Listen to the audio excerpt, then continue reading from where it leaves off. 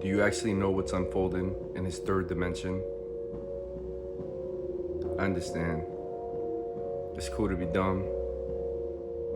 Focus on the bullshit, rap beefs, chicks twerking.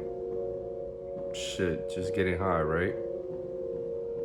You want to numb the pain from this simulation, from this matrix that's unfolding in front of you in all angles. But when it comes down to you, they're not trying to kill us.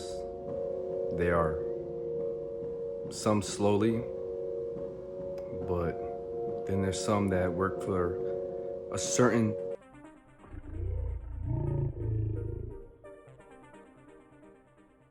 agency that at the last moment appear of empathy and just, I don't know if it's called guilt, but a spark ignited in this one individual to leak this out. Record this video, share it, because it's definitely gonna be banned.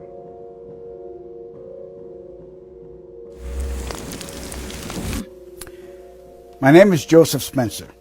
From May 1970 to October 1997, I served the United States government as a top secret operative, but not in a category that is commonly known or understood. I was known as a man in black. Following 7 years acting as a counterintelligence agent for the CIA, I was recruited for a new assignment that entailed working within above top secret operations. I was aware of the black budget projects, but never knew the context of them due to their high level of secrecy. Even the president was denied access to their inner workings. Annually, billions of dollars are poured into black projects, which operate without any supervision or intrusion. They have full autonomy. The operations deal primarily with advancing military technologies, most of which have been reverse engineered from recovered alien spacecrafts that had either crashed or were shot down by our military. The public, sadly, will never, ever have knowledge of these operations. This transition in my life happened in 1970. The senior black project director was William T. Latham, who had worked under CIA Executive Director Richard Schlesinger. Latham stated that I was the perfect candidate for my new position. I was a foster child, and I had no connections to existing relatives. I had no friends or social life. It was easy for them to erase my past and provide me with a new identity. I gave myself to them as a priest would to his God. But first, my mind had to be erased. I was injected with various forms of mind-altering drugs, LSD, heroin, mescaline, morphine, sodium pentothal, and more. Drug-induced hypnosis followed with antegrade and retrograde amnesia. The goal was to program me to do two things: kill and forget. After 9 months of programming, I had become a man in black. What I later discovered was that not all the men in black were human. About a third were alien hybrids. Their distinctive feature was the absence of whites in their eyes, giving the impression of empty eye sockets. This unsettled me, and it took months to adjust to the reality of alien integration. My assignments largely dealt with UFO sightings and crash sites. In August of 1971, I witnessed my first UFO crash site just north of Edwards Air Force Base in California. Inside the craft were 3 grayed humanoids, 2 dead, 1 still alive. Also in the craft was a human female abductee. The alien humanoids were transported to the base, but 2 witnesses had arrived before us and took several photographs. The first surrendered his camera, but the second fled. When we apprehended him, he resisted, and I was ordered to silence him, which I did. The killing of witnesses was executed with a wand that acted very much like today's taser, but the voltage from the wand would cause immediate cardiac arrest, and the victim's death would be attributed to natural causes. We silenced countless victims, not only men, but women of all ages and even teenagers. The following day, after each kill, our memories were reset so we would have no recollection of the murders. A good majority of the victims were ufologists and whistleblowers.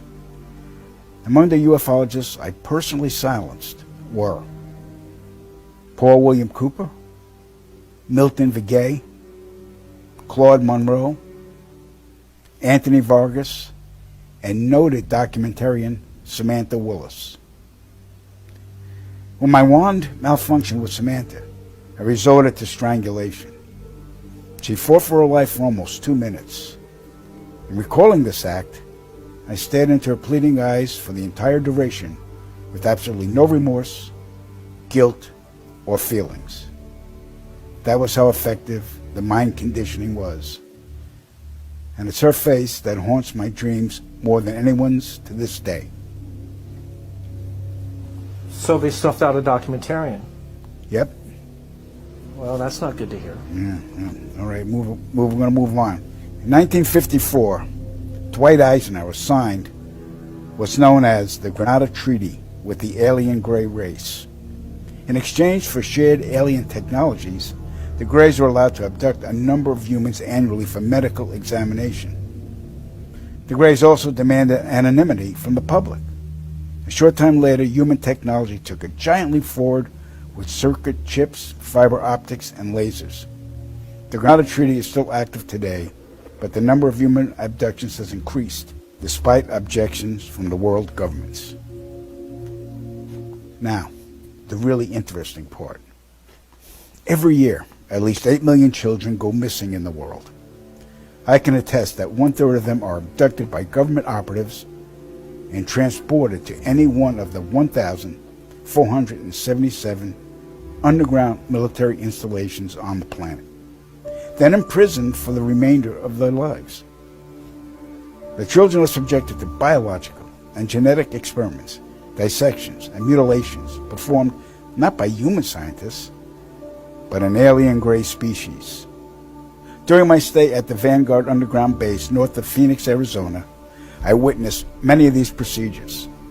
Because there was no form of anesthesia administered to the young patients, the halls reverberated with the screams of tortured children from morning to night. The ones that perished were incinerated in the installation's crematoriums. My point of contact at this base was Lieutenant Colonel Charles T. Leninger, and he was a human-alien hybrid. And get ready for this. In 1994, the World Population Summit in Cairo, Egypt, had 160 nations participate, where they all agreed that the human population was out of control and must be stopped because the world is running out of resources. An agreement was formed that would mandate the reduction of humans from 6 billion to 800 million by the year 2030. This meant finding a method or methods to wipe out nearly 95% of the population. Solutions were discovered, investigated, tested, then created, and have been in full force since. The procedures have been inflicted onto the human race are as follows. 1. Toxic levels of chemically enhanced fluoride have been secretly added to our drinking water over the last 20 years in every city and community on the planet. I personally oversaw the delivery of fluoride barrels to Denver, Chicago, Tampa, and Minneapolis water departments. The adverse effects of fluoride poisoning to the human body are numerous and debilitating. The effects to children is damage to their neurological development, among other serious ailments. 2. Man-made viruses and diseases. The AIDS virus, which was a designer byproduct of the American Disease Institute, was distributed through vaccines to the public in 1980. Instituted as a preliminary population control tactic, the results were successful and led to more lab-produced viruses that have since been unleashed onto the public. Among those is the development of a mutated version of the common flu to replicate the 1918 influenza pandemic that killed 40 million people. The first strain of this new flu virus will be released to the public in late 2017. So if we see a flu outbreak in the late 2017 or early 2018 that's killing people, we'll know this is true. Right. 3. Killing us from the air with neurotoxins, barium chloride, cancer microbes, and viruses by way of chemtrails, released into the skies daily over all inhabited regions by military aircrafts. The effects of these toxins are severe and over time lethal, causing respiratory ailments, cancer, damage to the immune systems, and sterilization in men. Since the chemtrail plan was implemented, sperm count in men has dropped nearly 50%. If this isn't reversed soon, the human race will face early extinction. Now the grand finale. This is some scary shit. In March 1997, an event known as the Phoenix Lights became the most infamous UFO sighting in history. A mile-wide vessel, clearly not man-made, flew slowly and silently over the state of Arizona and was witnessed by 10,000 people, including the governor of Arizona. To date, there has been no reasonable explanation. But for every witness interviewed, the craft was as real as anything they'd ever seen. Their lives were transformed. They now believe that we truly are not alone. However, there is another truth, for I know what they really saw. In 1986, while stationed at an underground installation near Boulder, Colorado, I was introduced to Project Skybeam by Lieutenant General Andrew Garris. I was then led down a corridor and into a large hangar where a stealth bomber hovered only 20 feet above me. I stood there confused. Then Garris looked over at me and smiled, then asked if I was certain of what I was seeing. I replied, of course. What else could it be? I was then shocked to find out that this wasn't a real craft. It was a projected hologram. Since the early 1950s, scientists have been developing holographic technology, and over the years improved it to a state that we can only imagine. As I stood there staring at the bomber, which looked so absolutely real and solid that I could reach up and touch it, I contemplated the possibilities. What if this projection was 1,000 feet up in the sky? How would anyone know that that was an illusion? The Phoenix Lights craft, witnessed by 10,000 people, was the first grand-scale skybeam test upon the public. It succeeded beyond expectations. In October 1938, Orson Welles unleashed his War of the Worlds radio broadcast to the American public. It was so realistically portrayed, vast portions of the population went into panic. Terrified citizens scrambled to evacuate their cities in droves. America had been easily tricked by very simple means. To amplify this response, those who are truly in power of not only our country, but all the countries on the planet, and who are the true purveyors of the depopulation process, have formulated the final stage of their sinister plan. In the year 2024, a global event will alter the course of mankind's future. The world will stand witness to a massive alien invasion. Thousands of projected holographic alien warships will blanket the skies, sending people into a global panic. Real military crafts within the holograms will inflict actual damage to the surrounding areas to sell the gimmick. And as a result of the ensuing human chaos, a one-world government will immediately form without any resistance from the people. They will be the new world order. Once this happens, we as a people will be doomed to enslavement and accelerated depopulation. With that said, the only hope for human salvation is to acquire and spread the knowledge of these activities and agendas. Resist, retaliate, then conquer this imposing enemy. The time is now, as humanity is rapidly approaching its final days.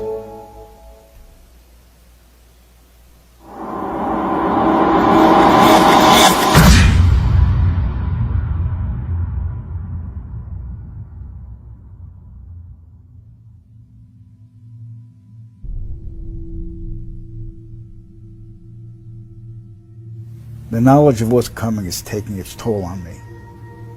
I see all of these people living their lives, enjoying themselves, planning their futures. Oblivious to the fact that it's all going to end soon. Here I am at a park where children are playing, and in the skies above, I can see the chemtrails, poisoning the air and slowly killing us all in plain sight. I've never felt so helpless. I want to scream out to the world, but I'd only be laughed at, ridiculed.